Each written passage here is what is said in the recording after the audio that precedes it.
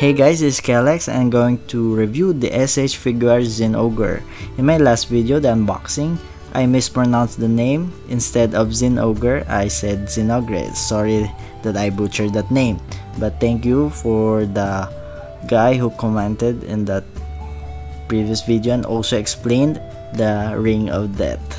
So without further ado, let's start and take a closer look first of the accessories that comes with this figure.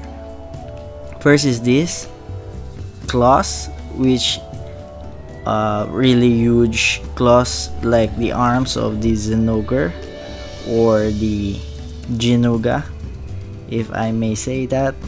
I really like this translucent plastic.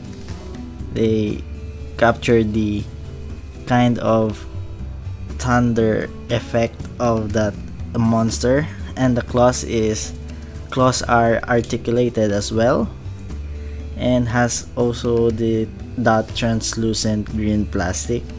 The palm is also articulated as well, so you could easily pose that. And the material that was used in this figure is kind of a rubbery soft material, so does not hinder.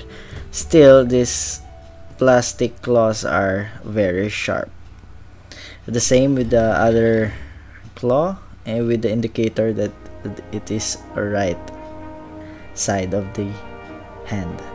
So okay, let's start also with the interchangeable hands. Comes with two open hand, relaxed hand, and two closed fist hands and two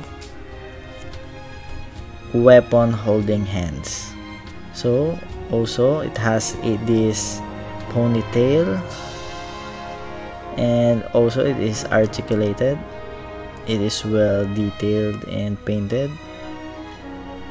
I really like the spikes. It looks like a hair, and at the tip of this ponytail you will see that it is kind of translucent as well. That's a really nice touch by SHF. Next is also this ring with sculpted skulls around it. I really like the details of this accessory. Really capture the real skull.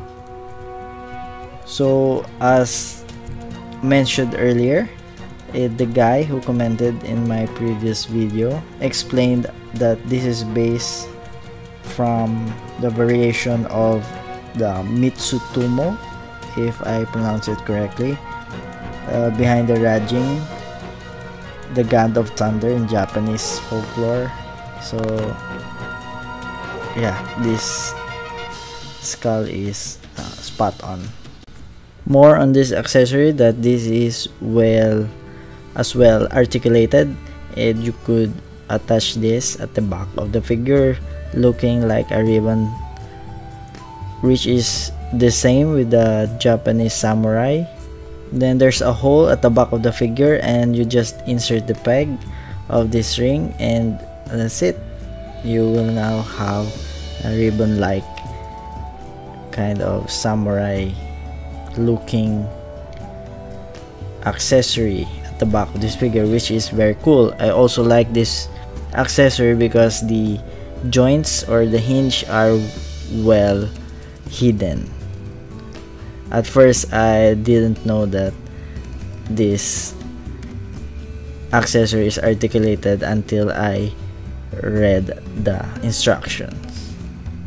So okay, for the next accessory is this switch axe, and I thought that this was a long sword, but after seeing the instructions, it is kind of a switch axe. So you could remove the handle and insert the open hand weapon holding hand, and that's it. You're now holding a switch axe. So this switch axe is, well, you know, articulated because it is a switch axe, and you just have to carefully push it down like this, and it will rest on the handle.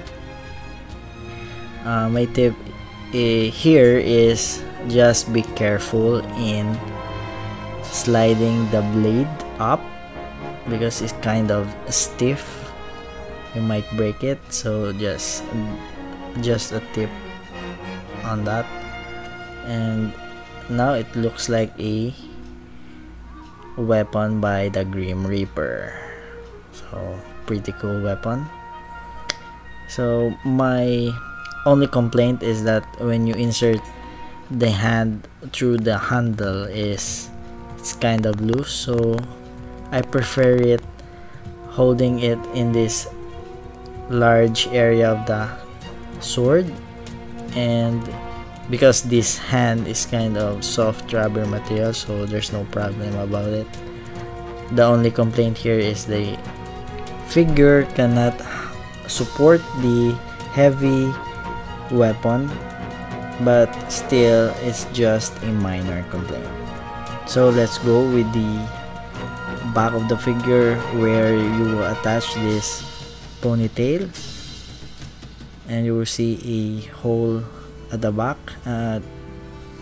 Just to note that this will hinder the articulation of the head of the figure, but this will make your figure look like a badass.